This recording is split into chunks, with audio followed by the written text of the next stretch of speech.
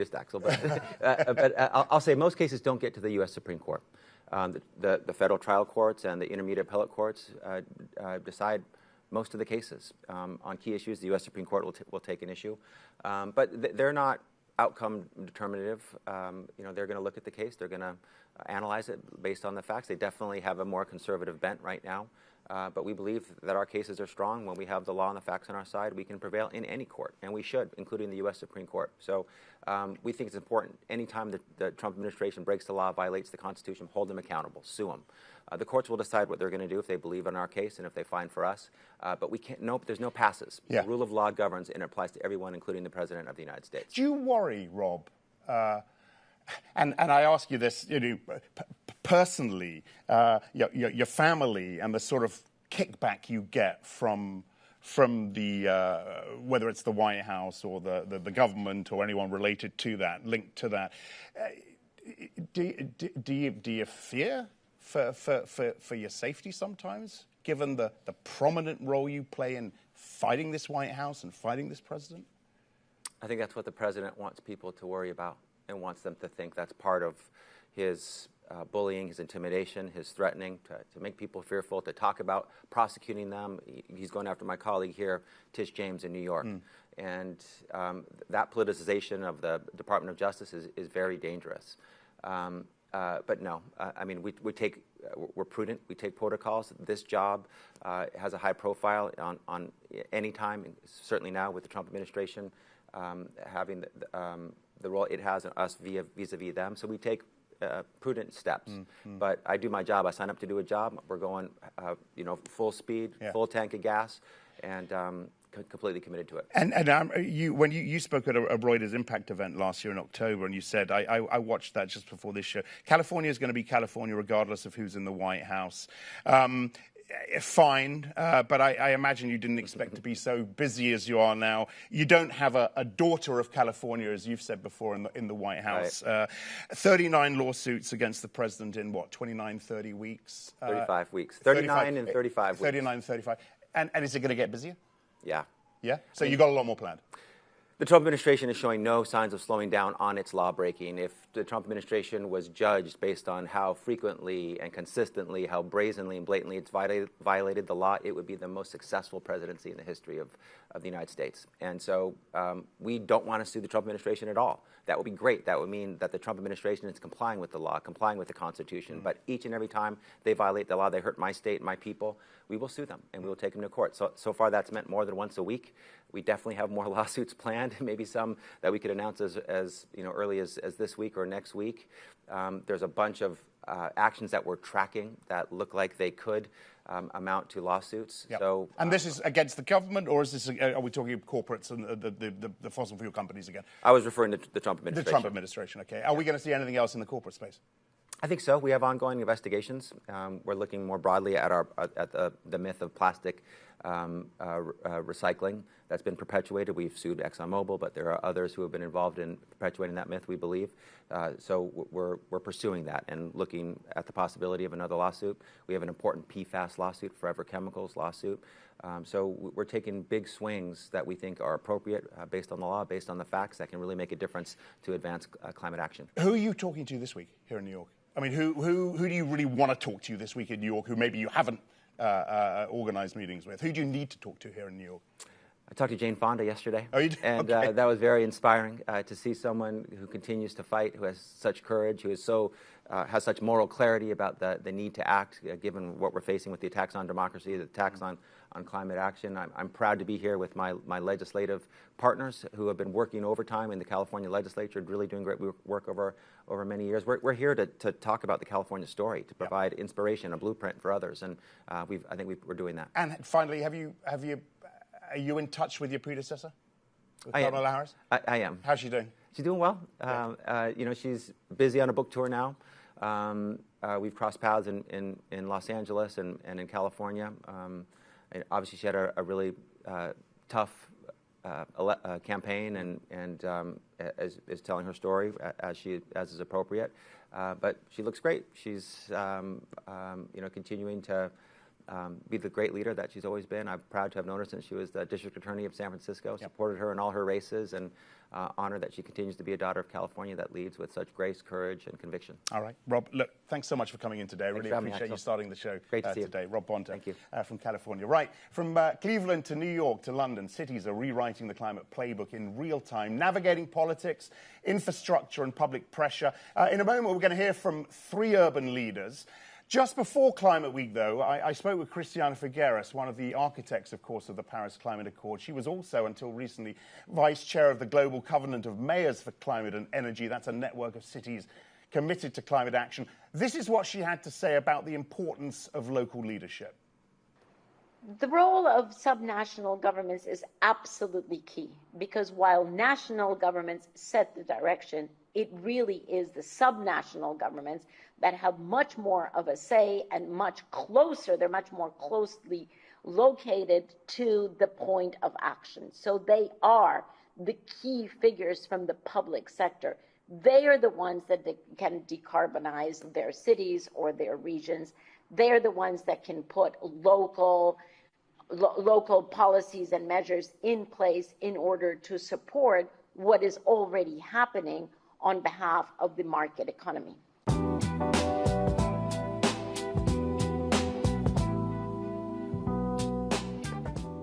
Right, joining me now, Justin Bibb, Cleveland's first millennial mayor, who's spearheading a $5 billion lakefront redevelopment and other infrastructure investments aimed at positioning the city as a national test case for urban climate resilience. Rid Agarwal is New York City's chief climate officer and head of the City Department of Environmental Protection, leading efforts to overhaul New York's aging environmental infrastructure. And Mete Coban is London's deputy mayor for environment and energy, who is driving the city's climate strategy with a focus on community-led initiatives. Really good to have all of you here. You know, we just heard Christiana talk about the importance of leadership at the subnational level, and we will talk more about that. But let me ask you first, you know, on the back again of the comments from the U.S. President of the United Nations yesterday on climate, I'll ask you, and Justin, let me start with you. How detrimental in practice is the federal stance on climate to what you're trying to achieve? What does it actually stop you doing? It's very detrimental to cities like Cleveland all across the country. For example, we won millions of dollars through the Solar for All grant program that would allow us to install free solar panels for working class families in Cleveland. That funding just got cut. 1,200 families now are going to have higher utility bills in my city. And the list goes on and on. And so despite this federal retrenchment we're seeing, mayors are standing in the gap, fighting the good fight, but we need a federal partner. Okay, so what you're saying, Justin, is, okay, while the money on the one hand might go, or a lot of it might disappear, you feel a renewed and a greater sense of urgency and responsibility as a result of that. How does that actually translate into getting stuff done? Well, for example, it's going to look different. One tool we have at the city of Cleveland is around energy procurement. We just passed legislation with City Council to retrofit buildings across the city, taking that savings and redeveloping our police stations across the city, for example. We're working with grassroots activists to install more solar panels where we can. We're enhancing our tree canopy to cut down on asthma rates and improve air quality. So we are still seeing progress, but we need a federal partner to fight the good fight. Yeah, okay. Rit, same sort of question to you. On the funding piece, how much of what you do forges ahead without federal funding? Because I know you're doing a big coastal protection network piece in the Red Hook neighborhood right now. Where does that money come from, and how much momentum can you build around money that isn't federal money? Well, look, I think just like the Attorney General of California just said, California will always be California. New York will always be New York. New York started its work on climate under the George Bush administration, George W. Bush, when Dick Cheney was trying to build hundreds of new coal-fired power plants, right? We know how to do climate action in the face of federal opposition. As the mayor said, it is costly. We'd much rather have the federal money flowing in, as it did under the previous administration, as it did under the Obama administration, to help us. And just as the mayor said, we've lost solar for all money. We're going to have low-income people who won't get their homes retrofitted. We're going to have neighborhoods that are going to have a longer wait before they get the stormwater and coastal protections that they like. But the fact is, New York City generally funds most of what we need. The federal government helps, but we do most of it on our own. And the legislative and policy power that we have, we control our building code here at the local level. We've put in congestion pricing in partnership with the state. And we are working aggressively, not just to protect Brooklyn, but across the city. Okay.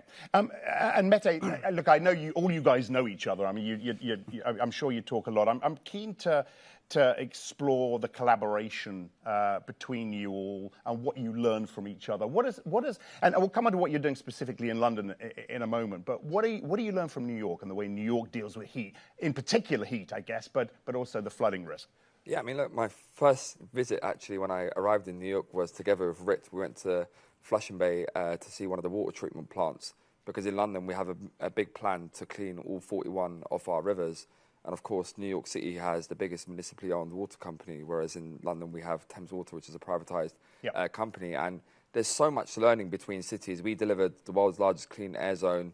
You know, we've been working collaboratively with cities like Bogota, for example, around their clean air zone, Warsaw around their clean air zone, the work that New York City is doing around their building energy efficiency, which is going to help save, you know, so many tons of carbon, but also create so many new jobs and high-quality jobs. There's so much that we're learning, from planning infrastructure to transportation, to green infrastructure, to flooding.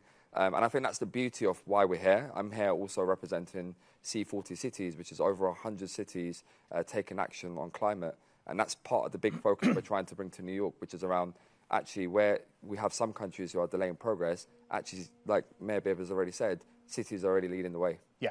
I'm going to come back to heat, because I'm also really intrigued to know what you learned from, say, cities in the Middle East, where it's getting really, really bad. But very quickly, Mete, a lot of your priorities are shaped by your upbringing. You're growing up in East London.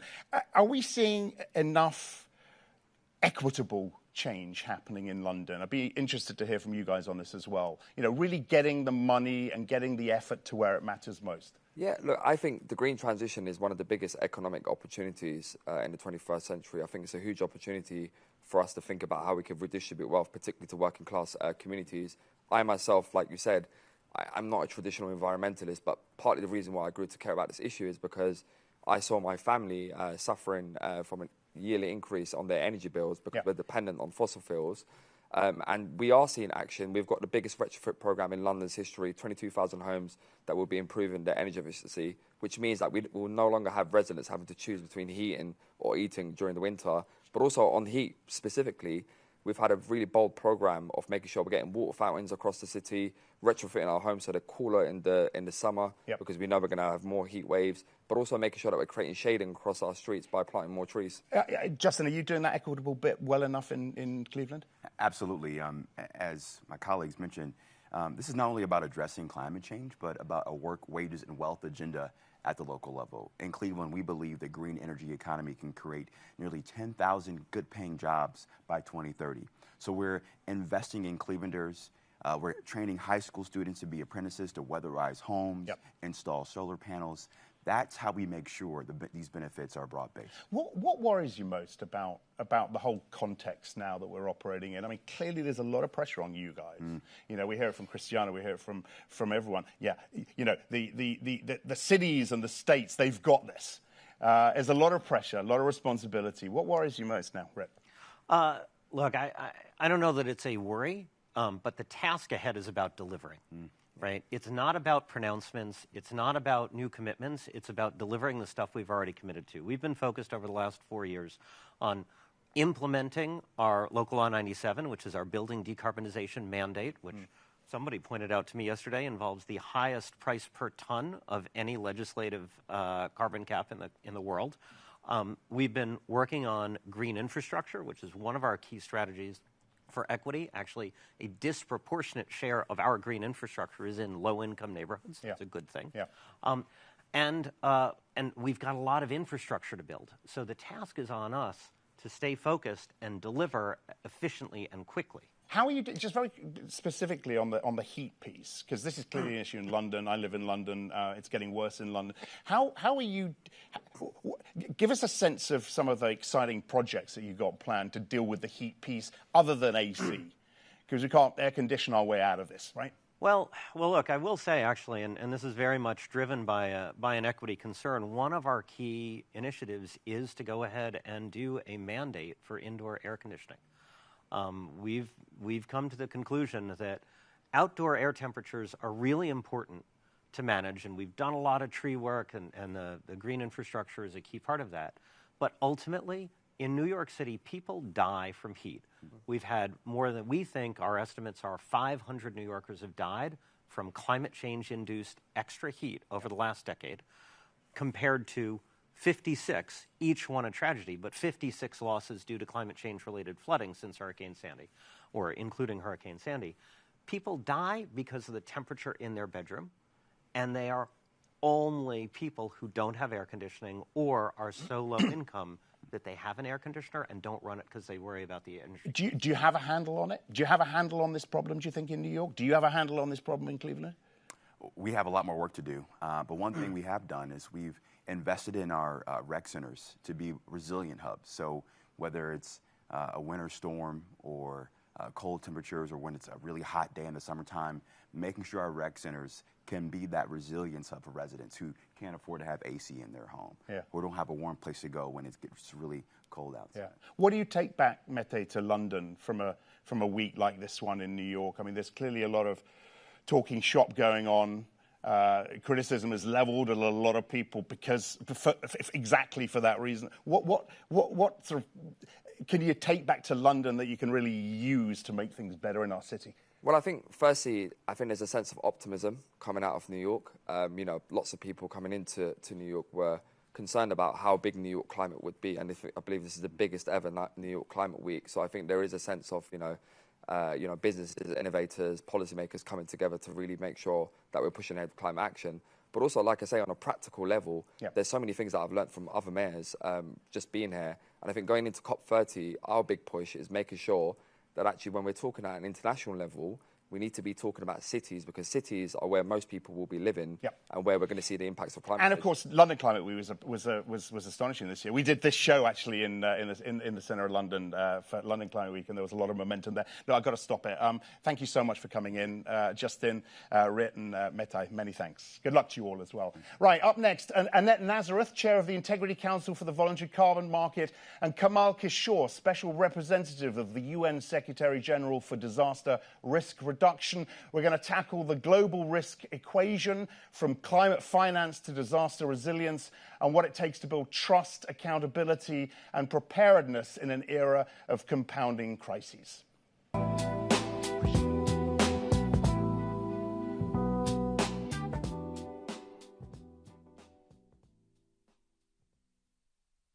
At a time when truth and new ideas have never been more important, Reuters Next examines the big issues without fear or favor to get a clearer picture about what lies ahead. Reuters Next Gulf will provide a forum to ignite real change and to build a better tomorrow for generations to come. Join us at Reuters Next, because in a time of great change, the most important question is, what's next?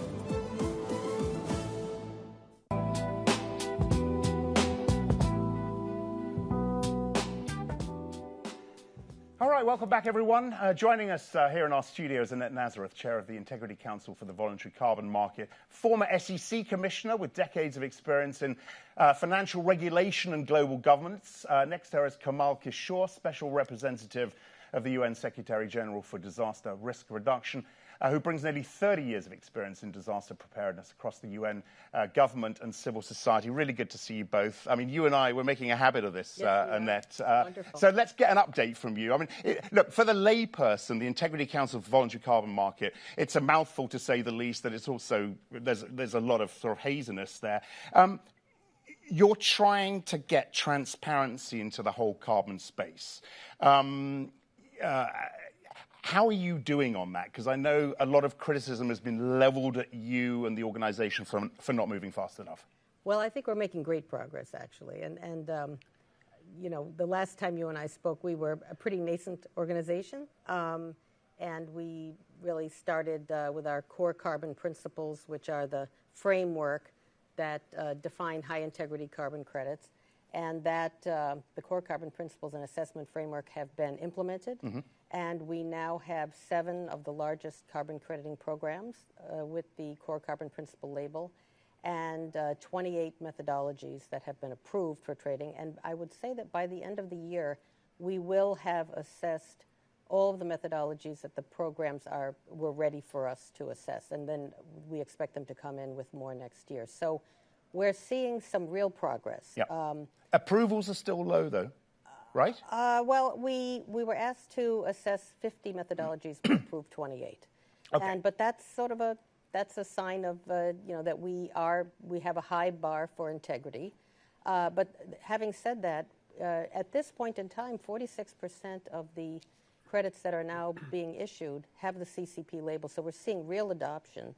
And what's very gratifying is the market is essentially telling us that they have put a high value on our work, because the CCP labeled carbon credits are trading at approximately 25% premium over those credits that don't have the CCP label. So what that says is this label is, it represents high quality. And it's important that when purchasers buy credits, they don't have to do massive amounts of due diligence themselves. They've got a framework that has established what a high integrity credit is. What role should voluntary carbon markets play in building climate resilience, especially in vulnerable regions? Right. And I want to put that to you as well, Kamal. Right. I think they play a very important role. Carbon credits are not the only answer. They're a tool in what I hope is a massive toolbox to address our climate issues. I mean, first and foremost, we agree with climate scientists, we need to get our emissions down, and corporates are working very hard to do that. But we can't do it all fast enough. And so, carbon credits really enhance and scale up our ability to address climate action by providing finance for projects that would not otherwise have occurred, but that will be able, in the near term, to reduce emissions. So they play a very important role. What do you think, Kamal, just in terms of their role and products like that, or to help reduce risk, build resilience, especially in the global south? I think anything we can bring to bear to mobilize money for investment in adaptation and resilience, disaster risk reduction, we should deploy that. Because we are making no investment or close to no investment in adaptation and resilience and disaster risk reduction. This is despite the fact that there is enough evidence that if you invest in resilience, it's the best return on investment you're going to get. The good news is that in many parts of the world, the investment that has been made in risk reduction has actually delivered results.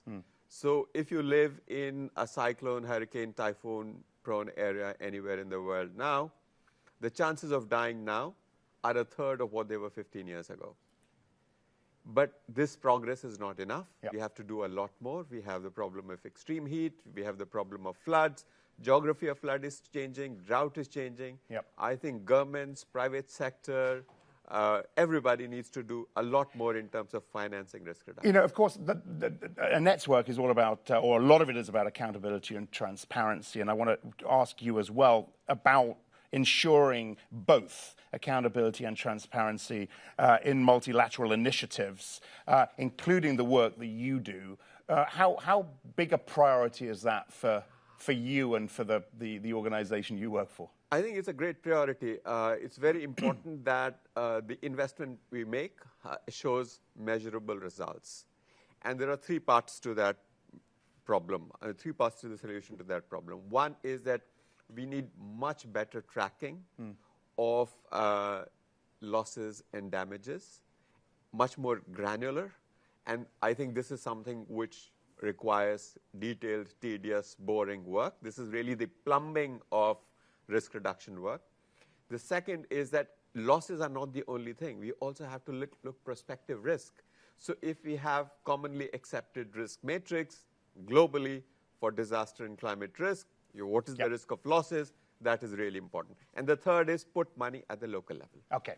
Annette, when does, I think this is a question I've asked you before, but I will continue to ask this. When does the voluntary piece, in your view, need to become mandatory? Is voluntary enough right now to get this stuff done? No, voluntary is really just a means to enhance our ability. It's a holding pattern. It's a holding pattern in a sense, yes. And but even if all governments sort of met their commitments today to reduce emissions, we still would not meet our climate goals. So the voluntary part of this is very important. But the bottom line is that the voluntary and the compliance markets are becoming very much interchangeable. And a big point of the way we established our work was that it would work interchangeably with Article 6, and we're starting to see a lot more interchange between the two. So I think it's going to be important. But ultimately, if governments decide to take this over, that would be. And is that the outcome you want? Is that the goal for you? I think the goal is to do whatever we can to get our emissions down and to have the biggest, carbon market that we can to assist in that process. Obviously, with reductions and removals, also on the compliance side being very important. Yeah. Kamal, a final question for you. And it sort of goes a little bit off piece, but it goes back to what we heard from the mayors on combating heat, extreme heat, because I know you've done a lot of work on this. And the Secretary General announced his call to action a year ago. How are you doing on that? It seems most government responses, what I'm getting is most government responses need to be more systemic and less reactive when they're looking at this extreme heat issue. I think we are not doing enough. There are three pieces to it. The first piece is reducing deaths immediately by quick response. I think on that we are doing a lot better than what we were doing a few years ago. The second is that when you stop construction sites, when you stop vendors from vending in the street because it's too hot, they need some kind of social protection, some kind of protection for their incomes. The third bigger piece is that there is no way around transforming our built environment, our economies. Yeah. We are, as you said a few minutes ago, we are not going to be able to air condition our way out of it. We have to make passive cooling cool. There needs to be much greater demand for passive cooling so that air conditioning load goes down. The cities are greener. We incorporate nature-based solutions. That is really the deep piece of work, transformative work, which needs to happen. Okay, very good. Kamal, Annette, great to see you both. Thanks so much for coming by the studios this morning. Right, coming up, a global look at the capital divide from climate finance to energy equity. This will be a candid conversation on closing the investment gap where it matters most. Plenty of guests coming up, you can see on the screen there. Nancy Funn from DBL is going to be on with Bill Lenehan, a very interesting company Bill is running, and I believe a company Nancy invests in as well. Brian Garcia of Connecticut Green Bank and Fatima Denton will also be on, among others. Just before we do go to that, I want to go back to Christiana Figueres, because I asked her about the finance context and whether she was disappointed that a lot of the momentum and impetus around coalitions set up to finance this space seem to have fallen away since Paris. This is what she said. I'm not disappointed. What I see is that the financial world has rightly moved back from giving itself public exposure of what they are doing because of the toxicity of the U.S. administration. But all of these coalitions that mushroomed after Paris, some of them are no longer in effect. That does not mean that their members are pulling back. With one exception, none of those banks or financial institutions or asset owners have actually pulled back from their own net zero commitment, because they understand something that is very key. Climate risk is investment risk.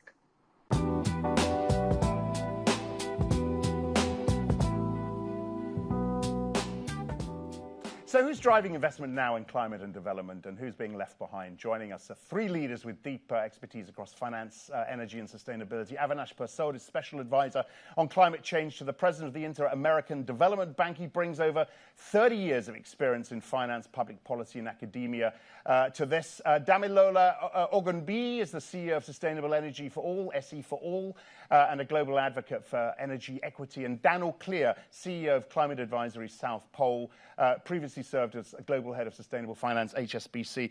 Some great voices on our show this morning. I'm thrilled to have you all here. Okay, Daniel, I'm going to kick it off with you. You know, we heard Christiana say she's not disappointed because the impetus, the finance piece, the momentum is still there, despite people pulling back, whether we're talking GFANS or whatever else. Where are the big gaps in financing as far as you're concerned?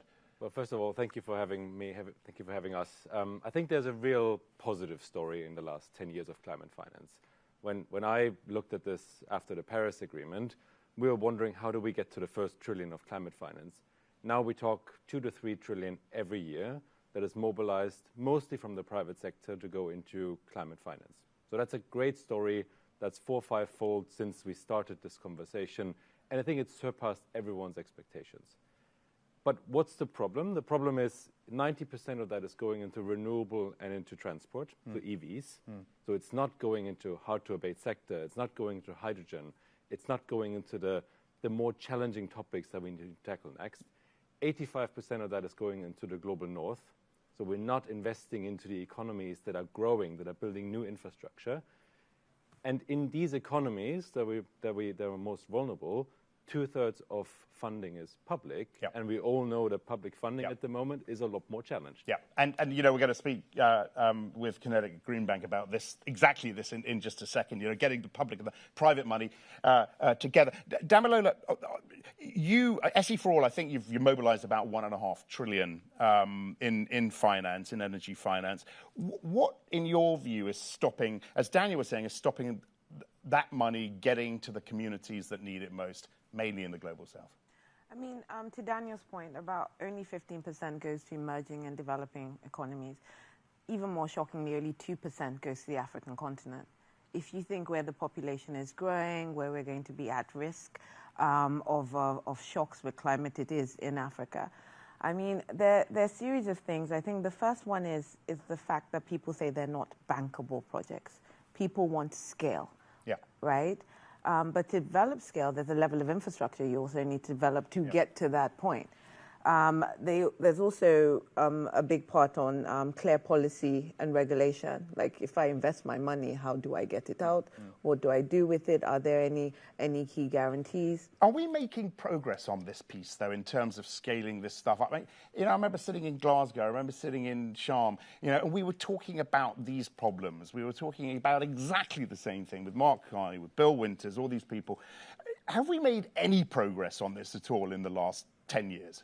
Absolutely. I think we've made vast progress. First, you have governments wanting to do energy transition planning, coming to say, how do I actually decarbonize, without anybody telling them. What they want to focus on is, how much is it going to cost and where am I going to get the money from? The other kind of biggest, what I think, at least on the African continent, public-private philanthropic partnership is a program called Mission 300. With the World Bank and African Development Bank going, I want to provide electricity to 300 million Africans by 2030. And there's $40 to about $45 billion of concessional capital to push this. Having governments do that and seeing the first 30 million connections, that is a big push, especially since a lot of that is renewable energy. Avinash, familiar face. You and I used to speak to Avinash, what, 35 years ago or something, before this role. How old I am. Yeah, you look great, by the way. You were a key architect of the Bridgetown initiative in Barbados. How do you think that framework has shifted this whole piece around equitable finance and that shifted the whole piece? Exactly what we're talking about here, getting the money to where it's needed most. Well, the Bridgetown Initiative was about pragmatic steps that were at the edge of the frontier possibility that could be done to make a change. And one of them, and Damilola mentioned this a little bit on the World Bank, the multilateral development banks announced last week that they had lent directly or indirectly $118 billion last year around climate finance. And I think the MDBs, multilateral development banks, can play a big role in dealing with the resilience gap in developing countries. But as Daniel and Damila also said, we've got a lot of space to work on in the private capital mobilization to developing countries. We've just launched a major initiative on that. I mean, to be fair, I remember sitting in Glasgow and most of the people I had on the set were bemoaning the lack of momentum from the NDBs. Is that fair? But it started there. And indeed, the origins of the Breachdown Initiative started in Glasgow. Okay. So things have changed? Yes. Yeah? And so what excites you most now about what you and the organization you work for example, can do? Well, you talked just before about heat readiness, for example. Yeah. We're launching in Belém 55 heat-ready schools. We're showing how you can do low-cost heat readiness without air conditioning, reflective paints, green shading, etc. So mobilizing MDB money for resilience, so making our countries more resilient, not just physical resilience, also financial resilience. Yep. We're spreading pause clauses everywhere in debt. Daniel, you guys at South Pole did a study, I believe this is right, and it found 72% of financial institutions or the banks have no intention of reducing their fossil fuel exposure, but 44% plan to increase their exposure to green assets over the next 10 years. I think those were the headlines. Yeah. Should we feel hope from that 44%, or do you focus more on the 72% right now, still investing heavily in fossil fuels? Well, I think just walking through the streets of New York in the last 2 days, I'm actually filled by hope because I feel money is looking to be mobilized into areas that are future-proof for the next 30 years. But I think also more and more financial institutions recognize that you need to finance the economy today and have clearly a consideration that they can't or don't want to run ahead of policymakers, right?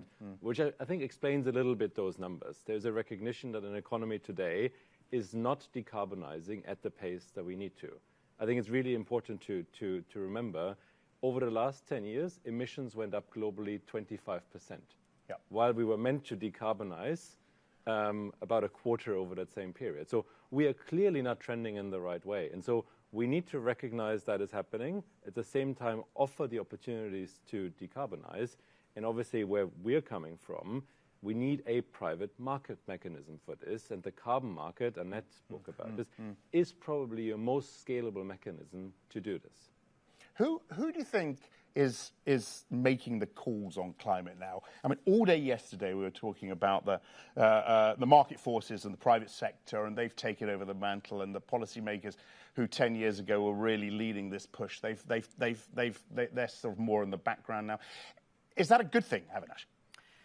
Yes, because technology has changed. You know, every year $3 trillion is spent on energy, and last year $2 trillion of that was renewable energy.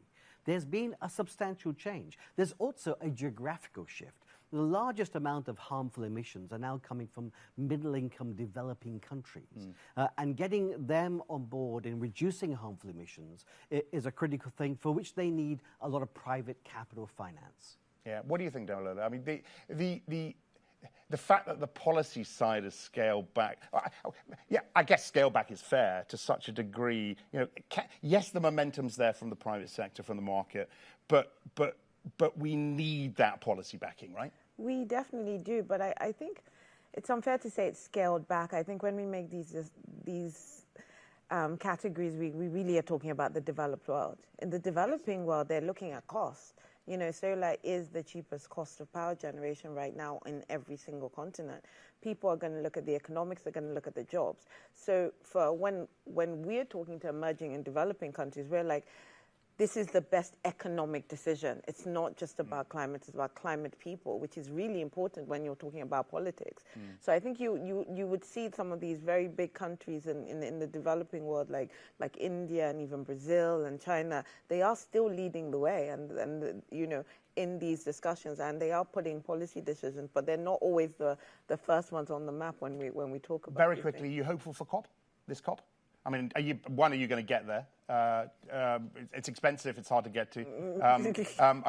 You're going to be there. You said you're going to be there. I'm going to be there. It's going to be a different kind of COP. It's not about pushing to further negotiations. No. It's about implementing an action, and I think they're going to show a lot of action. And Christiana was saying that, lots of little bits rather than big proclamations. What do you, just very quickly from you two, are you going to be there, Daniel? I will not be there, but I think we'll see positive surprises coming out. I think we see new leaders emerge that we didn't expect to emerge. And you, Daniel? I just really have to put a push for all the countries that have not submitted their NDCs, nationally determined contribution, to please do so. And I'm really, really encouraged the science coming out of Brazil for COP. Okay. Look, I've got to stop it. Thank you so much, Avinash, Damilola, and Daniel. Thanks to all of you. Right. Thank you.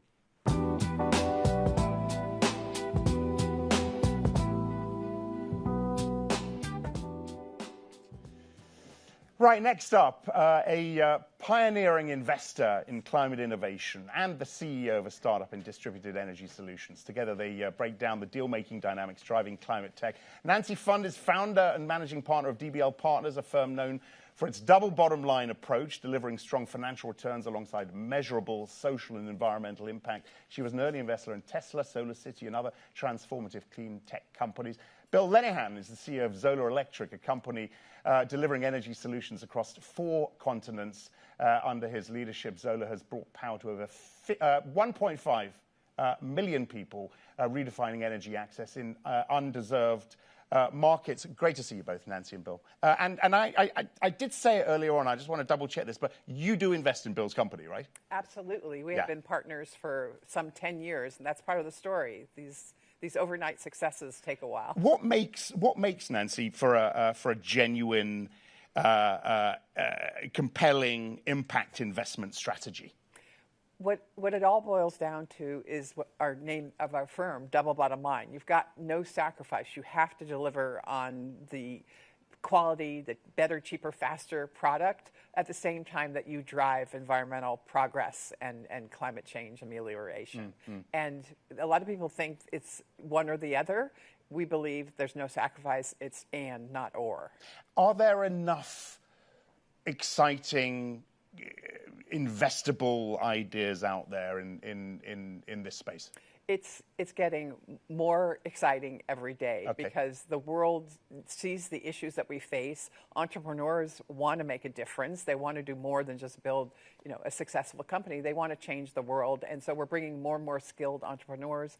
And as the costs come down globally for the tools that we need, this makes economic sense, not just want to change the world. And I'll come back to some of the ideas that excite you most in a minute. But Bill, you're one of these entrepreneurs, and you're one of these companies that are making change. What are the risks? Some of the risks you face in scaling what you do across a lot of these regions?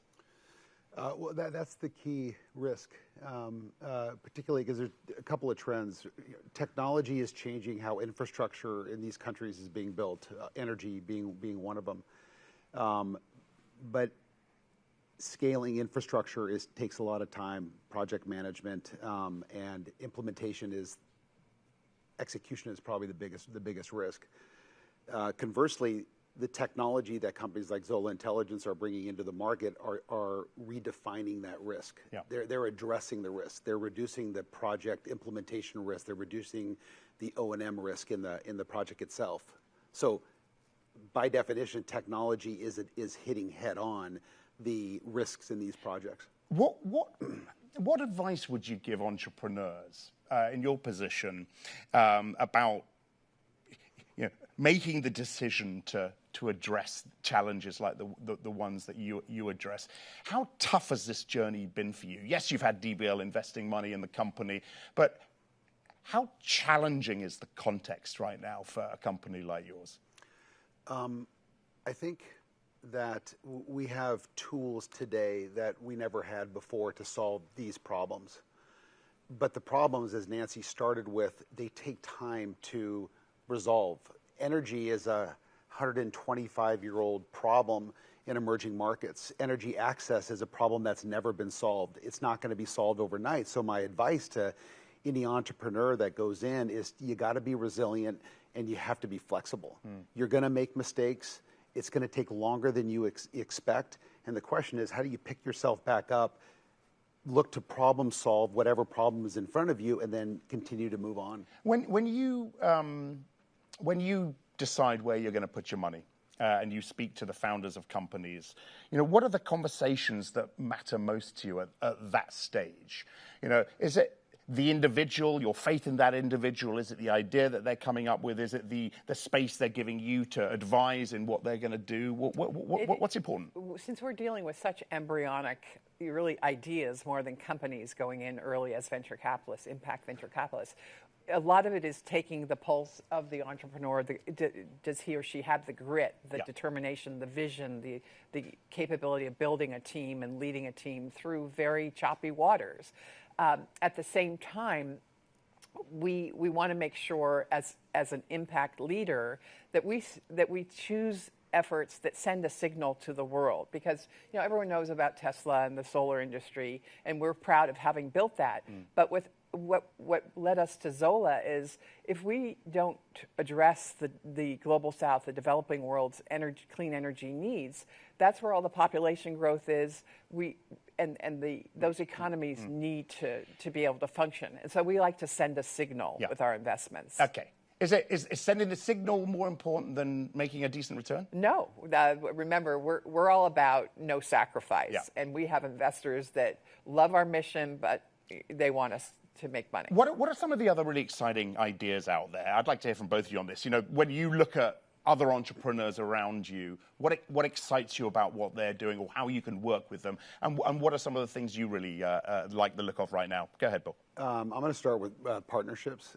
You asked the question about what are you looking for. I also look for the team on the ground. Yeah. Are you putting the team on the field that is going to win the game? We're excited. We're announcing, we'll do it on your show. Yeah. We're announcing a partnership with Bechtel Corporation. Bechtel is, we're combining Bechtel's 126 years of infrastructure building across the globe with our AI-enabled platform to electrify, connect, and to provide financing to the emerging world. The partnership objectives are bold: 10 countries, 4 continents, 10 million people per country impacted, and the electrification of those countries. And so when I go back to partnerships, that's what excites me, is that what we're seeing now here is the greats of the world it's resonating. There's projects, they're financeable, and they're jumping in to help. I mean, I know you're not going to give much away, but what are you looking at right now? Yeah, well, this is a major inflection point. Did you have to approve that partnership, by the way? Well, we're like cheering on the sidelines. Okay, I mean, this has been in the works for a while, but this is a watershed moment, and bringing the big infrastructure people into this field is going to transform it. Another area that's being transformed as we speak, and this Climate Week you're seeing a lot of attention to, is the role of natural climate solutions in removing carbon from the atmosphere. We all know we need to do that. We've got these big engineered projects which are showing promise, but nature-based, planting trees and affording the benefits of biodiversity, water quality improvement, as well as carbon offsets for the Microsofts and other companies of the world. That's happening. And what happened right now is we have a company called Chestnut Carbon that just did the largest carbon removal equity raise this year. It was a natural climate solutions, planting trees and capturing the CO2 and turning that into offsets. We also did the first large-scale project finance debt facility with JP Morgan leading at $210 million to plant those trees, buy the land, and make it happen. That's never happened before in natural climate solutions. And to get the backing of the JP Morgans of the world, the insurance companies, the Microsofts, we're off to the races. This truly is an inflection point. And they're taking it seriously. They see the potential. Absolutely. Which is critical here. What's next for you, Bill? Launch this partnership. We think we can roll this model out globally, 4 continents. There's 80 countries around the world that suffer from energy inequality, and I think we can, and with our partners, can do a remarkable job of addressing that and solving that problem. Fantastic. And there is a message of additional hope here, in addition to having a big company like Bechtel join in the mix. This was a project putting the technology into health clinics in Tanzania that was originally funded by USAID. And everyone felt, oh no, when USAID was dismantled, these projects won't find a home. And so it's really a message of hope that there is life after that, and Bechtel is a pretty good partner to have, and Bill will be announcing some other partnerships going forward, and it's the first time that we've been able to make that transition, and so I hope people take note and see that the infrastructure people, the private sector is ready to pick this up. Fantastic. Well, look, great to have the VC and the entrepreneur on, at the same time, the investor and the investee. It's always a fascinating combination, that. So thank you very much to you, Bill. Thank you very much to you, Nancy, as well. Thank you. Thank you, Axel.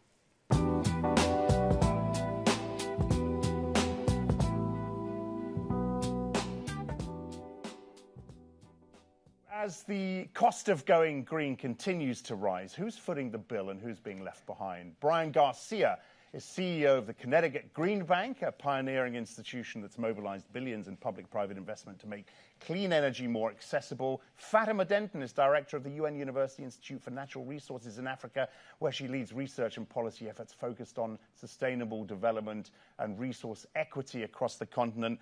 Great to have you both on as the last two guests of our show today. It's been a very busy show. Thanks for your patience. Brian, I'm going to kick it off with you. You sit, what you do, Connecticut Green Bank, and what green banks do is you sit, and tell me if I'm wrong here, but between public and private finance, the go-between, the catalyst, if you like, between these two.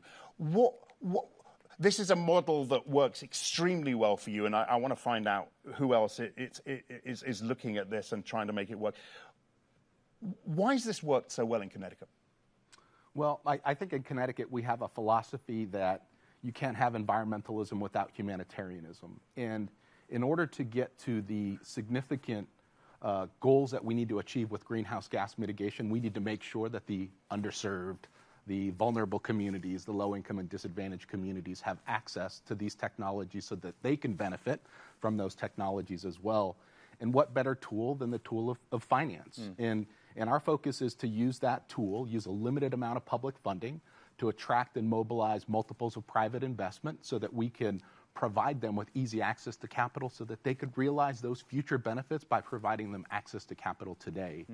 So we've been at this for about 14 years now and mobilized over $3 billion. And extremely successful at it. This is a model that I know others nationally and indeed internationally are looking at. Yeah, I mean, there are local communities. We heard from the Cleveland mayor earlier today.